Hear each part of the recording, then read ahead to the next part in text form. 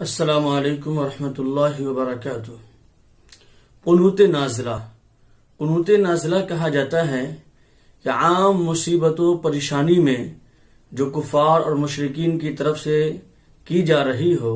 تو اللہ تبارک و تعالی سے مدد اور نصرت حاصل کرنے کے لیے دعا پڑھی جاتی ہے نماز کے اندر، اس کو قنوت نازلہ کہا جاتا ہے۔ بخاری شریف کی حدیث ہے، حضرت انس بن مالک رضی اللہ تعالی عنہ اس کے راوی ہیں، وہ کہتے ہیں ان النبی صلی اللہ علیہ وسلم قنت شہرا فی صلاة الصبح یدعو علی احیاء العرب لاخر الحدیث، کہ اللہ کے رسول صلی اللہ علیہ وسلم نے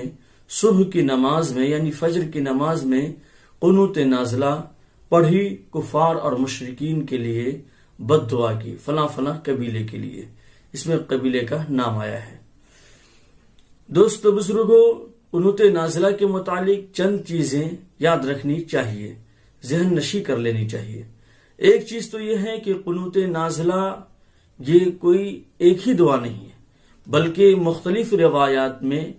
مختلف الفاظ کے ساتھ اللہ کے رسول صلی اللہ علیہ وسلم سے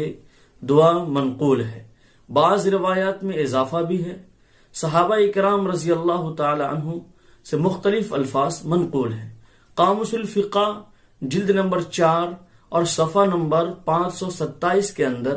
یہ ایک قنوت نازلہ ہے جس کے میں آپ حضرات کے سامنے پیش کر رہا ہوں۔ اللہم اہدنا فی من ہدیت وعافنا فی من عافیت وتولنا فی من تولیت وبارک لنا فیما اعطیت وقنا شر ما قضيت فإنك تقضي ولا يقضى عليك وإنه لا يذل من واليت وإنه لا يعز من عاديت تباركت ربنا وتعاليت ولا منجا منك إلا إليك نستغفرك ونتوب إليك وصلى الله على النبي وعلى آله وسلم اللهم اغفر لنا وللمؤمنين والمؤمنات والمسلمين والمسلمات وألف بين قلوبهم وأصلح ذات بينهم وانصرهم على عدوك وعدوهم اللهم العن الكفرة الذين يصدون عن سبيلك ويكذبون رسلك ويقاتلون أولياءك اللهم خالف بين كلمتهم وزلزل أقدامهم وأنزل بهم بأسك الذي لا ترده عن القوم المجرمين۔ اسی کے ساتھ ایک مسئلہ یہ بھی یاد رکھنا چاہیے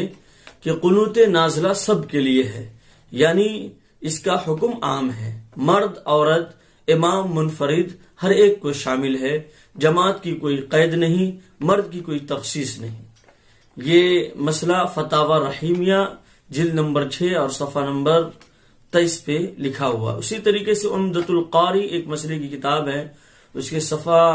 نمبر 296 اور جلد نمبر 2 پہ لکھا ہوا ہے۔ اسی کے ساتھ ساتھ ایک چیز کی اور پابندی کرنی چاہیے کہ جو بھی چھوٹا بڑا گناہ ہے، گناہ صغیرہ، گناہ کبیرہ، ظلم، جبر، فسق و فجور، ہر ایک سے توبہ استغفار کرنا چاہیے۔ حقوق اللہ یعنی اللہ کے بھی حق کو بھی ادا کریں اور حقوق العباد بندے کے حق کو بھی ادا کریں۔ انشاءاللہ کافر، ظالم، جابر جو بھی ہمارے اوپر مسلط ہیں انشاءاللہ وہ بھی عبرت کے نشان بنیں گے، جس طریقے سے اللہ تبارک و تعالیٰ نے پہلے کے کفار اور مشرکین کو عبرت کا نشان بنایا۔ اللہ تعالیٰ ہم سب کو کہنے سننے سے زیادہ عمل کرنے کی توفیق عطا فرمائے۔